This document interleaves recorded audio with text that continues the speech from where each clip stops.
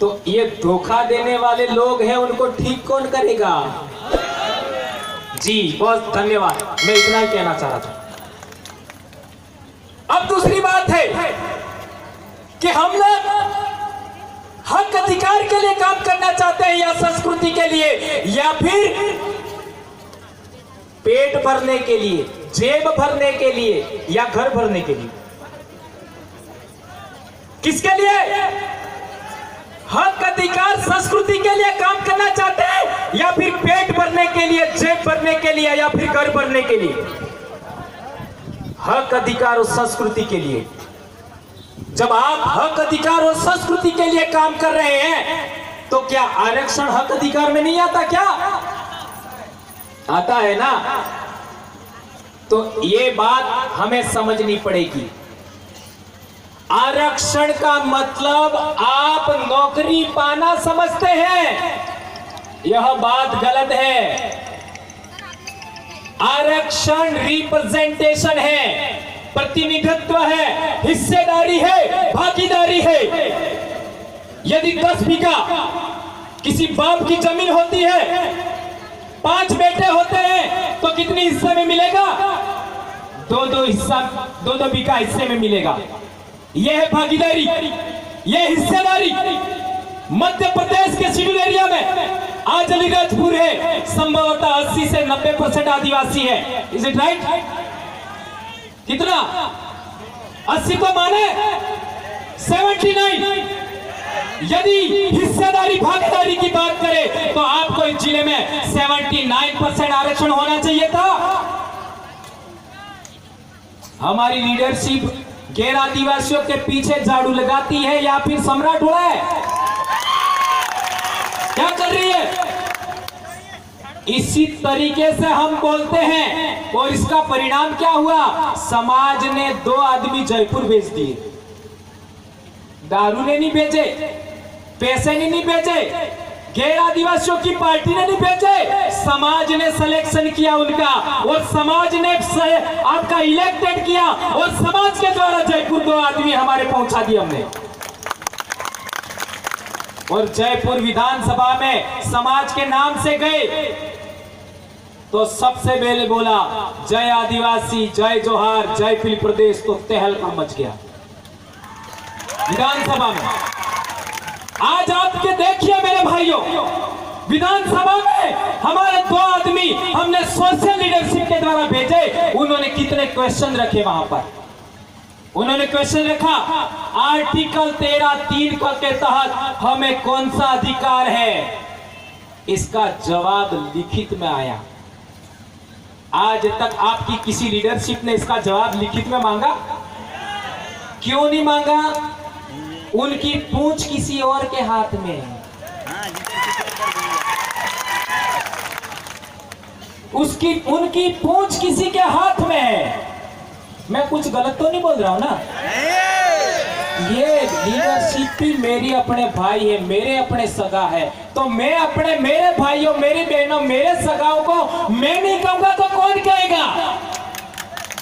आज तक इस पूरे इलाके, आदिवासी इलाके में मात्र और मात्र भंवरलाल परमार कड़वा बोलता है, इसके अलावा कोई नहीं बोलता। तो जब मेरे कोई भी नहीं बोलने दोगे तो कि कौन बोलेगा? ये बात हमने धरती पर लागू करके दिखाया। संविधान में हमको अधिकार है, सुप्रीम कोर्ट का जजमेंट बोलता है कि आदिवासी इलाके में पार्लियामेंट में बना हुआ कानून डायरेक्ट लागू नहीं होता।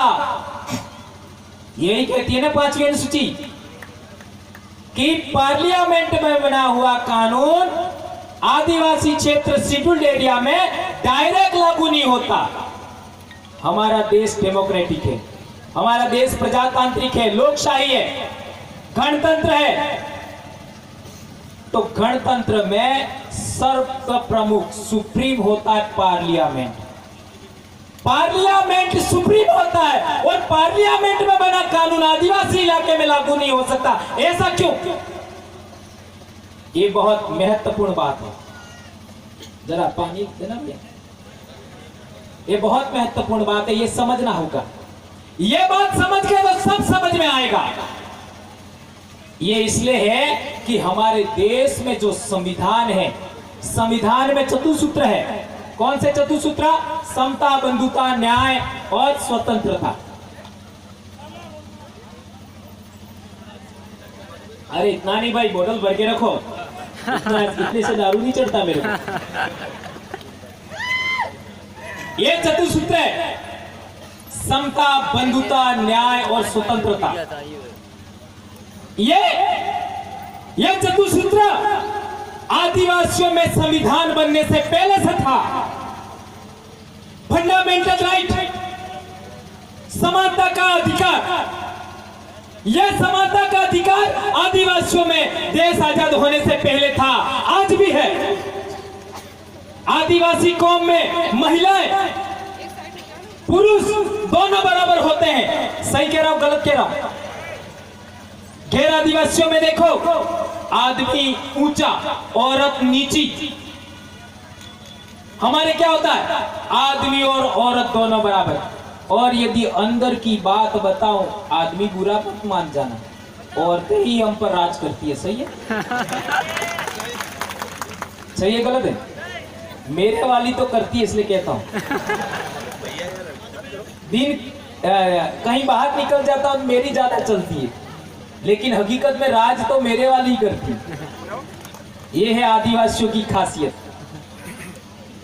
इसका मतलब यह नहीं है कि गैरजाई ने तमार वाली तमार माते राज करे। क्या बोला, समझ में आया? थोड़ा थोड़ा आया होगा जी। आदिवासी कौम में मात्र सत्ताक व्यवस्था थी एक जमाने में, मात्र सत्ताक व्यवस्था। और वो व्यवस्था आज भी शादी विवाह में मौजूद है हमारे समाज में। आदिवासियों की व्यवस्था, संस्कृति को बचाना चाहते हो तो सबसे पहले महिलाओं की सुरक्षा करना सीखना होगा। कट्ठीपाड़ा की पहाड़ियां जितनी सुंदर है, कट्ठीपाड़ा की नदी नाले जितने सुंदर है, जितने पेड़ पौधे सुंदर है, इतने ही लोग सुंदर है, इतनी ही औरतें सुंदर है, इतनी लड़कियां सुंदर है। तो काठिया भील के जमाने में ये आदिवासी लोग कितने सुंदर होंगे, कितने सुंदर होंगे? बहुत सुंदर। कौन कह रहा है? जी जी जी, धन्यवाद। आज क्या हो रहा है? मैं समानता के अधिकार की बात कर रहा हूं, याद रखना। आज क्या हो रहा है? आदिवासी बेल्ट के लोग जा रहे हैं शहर में, और शहर में जाकर के गंदी नाली के किनारे बैठ रहे हैं, काम कर रहे हैं, सो रहे हैं, सांस ले रहे हैं, खा रहे हैं। तो यह हमारा अपमान है कि नहीं है? अपमान है कि नहीं है? इस अपमान का बदला कौन ले सकता है? जिनको हमने वोट लेकर के भेजा, उनकी ड्यूटी है कि हमारी समानता की अधिकार का रक्षा करे, हमको हमारे इलाके में रोजगार देवे। वहां जेब गरम करने के लिए नहीं भेजा आपको। समानता का अधिकार, जब आदिवासियों में समानता का अधिकार पहले से प्रस्तावित था, आदिवासियों में स्वतंत्रता का मूल अधिकार पहले से प्रस्तावित था, आदिवासियों में धर्म और संस्कृति का अधिकार पहले से प्रस्तावित था, शोषण के विरुद्ध मूल अधिकार पहले से प्रस्तावित था। इट मींस आदिवासियों की समाज व्यवस्था, आदिवासियों की संस्कृति सभ्यता पर लोकतंत्र खड़ा है, इसके ऊपर गणतंत्र खड़ा है, इस पर संविधान खड़ा है। इसलिए आदिवासियों पर संसद में बना हुआ कानून डायरेक्ट लागू ना हो सकता, ऐसा प्रावधान बना। क्यों? जो पहले से डेमोक्रेटिक है, जो पहले से समान है, जो पहले से स्वतंत्र है, पहले से न्यायप्रिय है, पहले से शांतिपूर्ण है, पहले से सहअस्तित्व को मानता है, उसके ऊपर तुम्हारा गंदा कीचड़ कैसे डालोगे? कैसे डालोगे? इसलिए आदिवासियों के लिए अंग्रेज लोगों के जमाने में प्रावधान बना कि आदिवासियों पर हमारा बनाया हुआ रूल्स एंड रेगुलेशन डायरेक्ट लागू नहीं हो सकता। ये बिरसा मुंडा और इससे पहले के आंदोलन का परिणाम है। इसी वजह से भारत सरकार अधिनियम 1935 बना और उसका सेक्शन 91 एंड 92 संविधान में आया, जिसको कहते हैं 5वीं और 6वीं अनुसूची। ये चीजें संविधान में आई और इसी वजह से हमारे ऊपर संसद जो सुप्रीम है उसका कानून डायरेक्ट लागू नहीं हो सकता और उसके लिए रक्षा करने का काम सौंपा हमारी ट्राइबल एडवाइजरी काउंसिल को। किसको काम सौंपा? Tribal advisory council. तो ट्राइबल एडवाइजरी काउंसिल को काम सौंपा। ट्राइबल एडवाइजरी काउंसिल में हमारे नेता लोग होते हैं। तो नेता लोगों को यह काम करने से रोकने के लिए तत्कालीन समय की जो राज्य व्यवस्था थी, तत्कालीन समय की जो पार्टियां थी, तत्कालीन समय के जो दल थे, उन्होंने एक षड्यंत्र किया। क्या षड्यंत्र किया? नॉमिनेशन का पावर अपने पास रखा। नेताओं के नॉमिनेशन का पावर अपने पास रखा। ये पूना पैक्ट कहते हैं इसको, पूना पैक्ट। 1950 से पहले पूना पैक्ट एससी पर लागू था, आदिवासियों पर लागू नहीं था। जब सबसे पहला चुनाव हुआ, उस चुनाव के बाद में आदिवासियों पर पूना पैक्ट थोपा गया और हाई कमांड ने नॉमिनेशन का पावर अपने पास रखा। नॉमिनेशन का मतलब समझे? यो कान्यो भाई तमारो नेता एने वोट करो एम तमार वैसार થઈ ગયો ના અમાર તે માન્યો ભાઈ કાઢવો है તે તમારે વાળી ને સાલે એમ। समझ में आया? पार्टी ने क्या तय किया? कानिया भाई तुम्हारा नेता होगा। समाज ने क्या तय किया? मानिया भाई हमारा नेता होगा। तो तुम्हारी बात रिजेक्ट, उनकी बात मान्य। समझ में आया? अब कानिया भाई उनके द्वारा नॉमिनेटेड है तो वो तुम्हारी बात मानेगा, उनकी मानेगा। समझ में आ गया? इसलिए सुप्रीम आपका क्या कहते हैं, पार्लियामेंट के कानून डायरेक्ट आपके ऊपर लागू हो जाते हैं। वो आदिवासी देश आजाद होने से पहले आजाद था। आजाद देश के अंदर आदिवासी को गुलाम बनाने के लिए ये बहुत बड़ा षड्यंत्र 1951 में हुआ। इस षड्यंत्र को खत्म करना है तो नॉमिनेशन का, सिलेक्शन का पावर आपके हाथ में होना चाहिए, आपके हाथ में होना चाहिए। ये काम यदि आप लोगों को चुनाव लड़ने की ज्यादा खुजली ना होता तो आप कर सकते थे, पर आपको खुजली ज्यादा थी, इस वजह से ये नहीं हो पाया और संभवतः कम से कम 5 साल और लगेगा यदि आप कर सको तो यदि आप ये काम करने में कामयाब हुए तो मैं मानूंगा कि महामानव बिरसा मुंडा के दिन मैं यहाँ पर आया था और मैं जो बोला उसका कुछ असर हुआ। ये पहले से मेरे को पता था, इसलिए हमने राजस्थान में 1951 में जो हमारे पूर्वजों के द्वारा गलती हुआ, उस गलती को हमने खत्म कर दिया और सिलेक्शन का काम हमने किया, इलेक्शन का काम हमने किया। सारे गैर आदिवासियों ने अपना पैसा लगा दिया, दारू लगा दिया, सब कुछ लगा दिया। 2 करोड़ रुपया खर्च करने वाला मंत्री हार गया और 25 साल का नौजवान जिसका बाप भी मर गया, अभी शादी भी नहीं हुई है, वो 7 लाख खर्चा करके 2 आदमी जीता करके जयपुर भेज दिए। 7 लाख रुपए में 2 एमएलए जीत सकते हैं क्या? ये हमने करके दिखाया। ठीक है, ये कैसा हो सकता है क्या? नहीं हो सकता। और जो दूसरे एमएलए थे वो केवल चक्की चलाते थे, वो आज भी बैठ नहीं पाते, चल नहीं पाते। महीन भाई को पूछो, वो प्रचार में आए थे, बैठ भी नहीं पाते, चल भी नहीं पाते, लेकिन जवान से शेर के समान, नहर के समान दुकान चलाते थे। उनको हमने भेजा, समाज ने सिलेक्शन किया। और अभी पंचायती राज में क्या क्या होने वाला है इसका मैं यहां से नहीं कह सकता। बहुत सारी लीडरशिप, एक नया नेतृत्व खड़ा हो रहा है और ये काम आज की तारीख में हमारे इलाके में हो रहा है। तो क्या यह आपके इलाके में होना चाहिए कि नहीं होना चाहिए?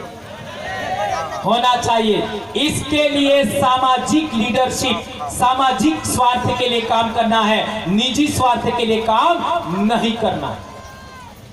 एक बात और, हमारे इलाके में हम लोग ये जो हमारा जयत संगठन मध्य प्रदेश, बीटीएस संगठन गुजरात और आदिवासी परिवार आधा गुजरात और राजस्थान, ये 3 बड़े संगठन मिलकर के अभी 24 तारीख को हम लोग राष्ट्रीय प्रोग्राम बना रहे हैं 4 राज्यों का। कितने राज्यों का? 4 राज्यों का राष्ट्रीय प्रोग्राम बना रहे हैं। उसमें 7 से 8 बिंदु हम तय कर रहे हैं। उन तय बिंदु के आधार पर ही हम आने वाले 2 साल के लिए काम करेंगे। पिछले मई 2015 में हमने 2020 के लिए जो मुद्दे तय किए थे वो 2018 में पूरा हो गए, 2 साल पहले। अभी हम 2 साल के लिए प्लानिंग बना रहे, तो उसके लिए आप अलीराजपुर, झाबुआ, रतलाम और आपका धार जिले से, बड़वानी जिले से कम 25 से 30 साथी वहां आइए। उस एग्रीमेंट पर साइन होगा, सभी मिलकर के तय करेंगे आम राय से कि कौन कौन से मुद्दे पर हम लोग आने वाले 2 साल के लिए काम करेंगे। ये मुद्दे तय करने वाले, उसका पहले नंबर का मुद्दा आपको बताना चाहता हूं मैं। दक्षिणी राजस्थान में के शेड्यूल एरिया में जिस तरीके से 45% रिजर्वेशन है, उसी तरीके से, उसी तर्ज से मध्य प्रदेश, गुजरात, महाराष्ट्र के शेड्यूल एरिया में आरक्षण लागू होना चाहिए। ये पहला नंबर का मुद्दा है। दूसरे नंबर का मुद्दा है आदिवासी इलाके में, शेड्यूल एरिया में सरकारी दारू पर बैन होना चाहिए। यदि आदिवासी दारू बनाता है तो उसका पेटेंट आदिवासियों को मिलना चाहिए, और वो दारू है वो आगे बिकनी चाहिए, उसका स्वरोजगार होना चाहिए। कृपया पांडाल में जो भी बैठे अपने स्थान पर बैठे। अभी रथ यात्रा रैली को समय है, और जो भी वॉलेंटियर है अगर कहीं से ढोल मांदल बच के आ रहे तो कृपया अभी उन्हें बंद रखें, क्योंकि रैली अभी कुछ समय बाद निकलेगी, अभी नहीं निकलेगी। अतः अभी तो हमारे काफ़ी अतिथि है जो अपने समाज पे बात रखेंगे, तो कोई भी साथी अपना स्थान ना छोड़े, सभी अपने स्थान पर बैठे। और जो भी साउंड बज रहा है कृपया वॉलेंटियर उन्हें बंद करवा दे। 2 मुद्दे हो गए। तीसरा मुद्दा, आदिवासी इलाके में रोजगार सृजन के लिए आदिवासी किसी के यहाँ, किसी के गांव में ना जाए, किसी के शहर में ना जाए, इसके लिए आदिवासी को आदिवासी इलाके में रोजगार देने के लिए आदिवासी इलाके में आदिवासियों को पानी का आरक्षण होना चाहिए। जितनी आदिवासी की संख्या है उसी अनुपात में आदिवासी इलाके में तालाब है, आदिवासी इलाके में नदियां हैं, उसके पानी में आरक्षण होना चाहिए। ऐसे 7 से 8 बिंदु है जिस पर हम लोग सभी राय करके वो फाइनल करेंगे, वो ड्राफ्टिंग पर साइन करेंगे और आने वाले 2 साल तक इनका जन जागरण करेंगे मध्य प्रदेश, गुजरात, महाराष्ट्र और राजस्थान में। और सबसे बड़ी बात, आबुआ दिशुमरे आबुआ राज का उद्घोष करने वाले महापुरुष का जन्म दिवस है, तो जय भील प्रदेश भी तो होना चाहिए ना, उसके लिए भी हम लोग काम करेंगे। ये सारी बातें हमारे समाज को बताएंगे, तो उसके लिए आप लोगों को पधारना है। अभी बहुत सारे वक्ता हैं, उन सबको हमें सुनना है, और आप लोगों ने मेरी कुछ बातें करारी सुनी। मेरा बोलने का ऐसा ही अंदाज है, आप लोगों ने कई बार सुना होगा, इंदौर में भी सुना होगा, और वो अल्ट्राटेक वाला कौन सा सीमेंट का कारखाना था वहां पर भी सुना होगा, और बहुत सारी जगह सुना होगा। तो आप लोगों ने मेरी बात को सुना, किसी को मेरी बात थोड़ी कड़क लग गई होगी तो आधा बोतल ज्यादा पानी पी लेना। धन्यवाद। जय जोहार, जय आदिवासी, जय भील प्रदेश। समय को देखते हुए मैं अपनी बात समाप्त करता हूं। धन्यवाद।